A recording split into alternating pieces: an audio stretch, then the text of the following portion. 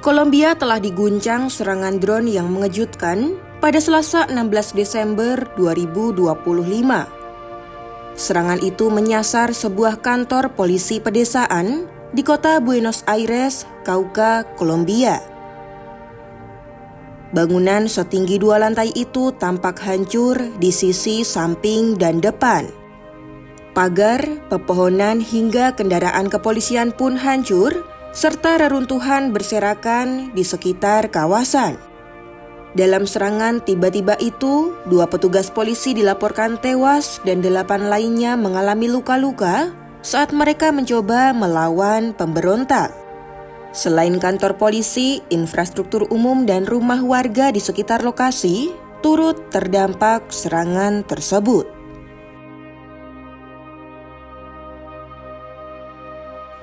Pihak berwenang Kolombia menduga pelaku penyerangan adalah FARC-IMC. FARC-IMC adalah sisa kelompok pemberontak yang masih aktif melawan pemerintahan Gustavo Petro. Hingga saat ini pemerintahan Kolombia masih melawan sejumlah kelompok pemberontak, antara lain FARC-IMC dan Tentara Pembebasan Nasional atau ILN. ILN disebut menjadi kelompok yang mendukung Presiden Venezuela Nicolas Maduro melawan Amerika Serikat.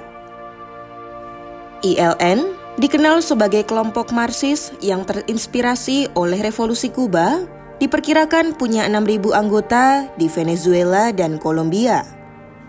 Mereka mengoperasikan tambang ilegal dan jalur perdagangan narkoba di kedua negara yang selama ini diprotes oleh pemerintah Amerika.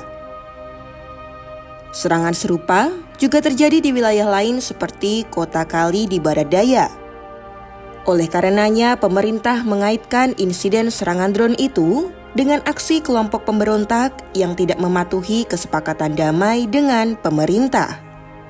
Meski demikian, kedua kelompok itu tidak mengaku bertanggung jawab atas serangan di Buenos Aires. Merespons serangan terbaru, Direktur Kepolisian Nasional Kolombia, Jenderal William Rincon mengaku akan memperkuat layanan kepolisian untuk melawan aktivitas kriminal. Fortaleceremos nuestro servicio de policía aquí en Buenos Aires y todas las estaciones del Cauca. Manejaremos unas acciones estratégicas con el fin de contrarrestar cualquier actuación criminal y estaremos permanentemente al cuidado de nuestras comunidades como lo demanda la ley y obviamente como lo demanda nuestro servicio de policía. Y siempre estaremos con el apoyo de nuestras fuerzas militares en todo momento para garantizar la convivencia y la seguridad.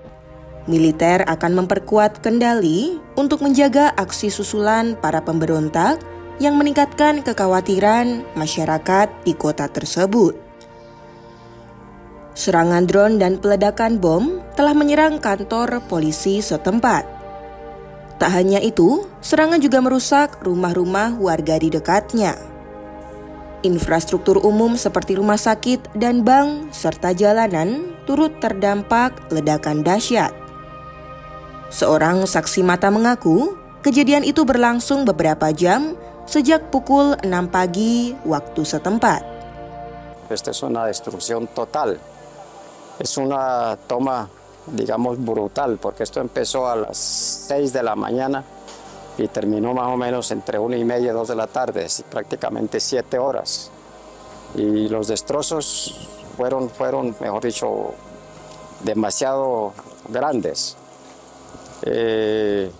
Nos tocó a los que estamos aquí cerca al puesto de policía refugiarnos en las casas de los vecinos.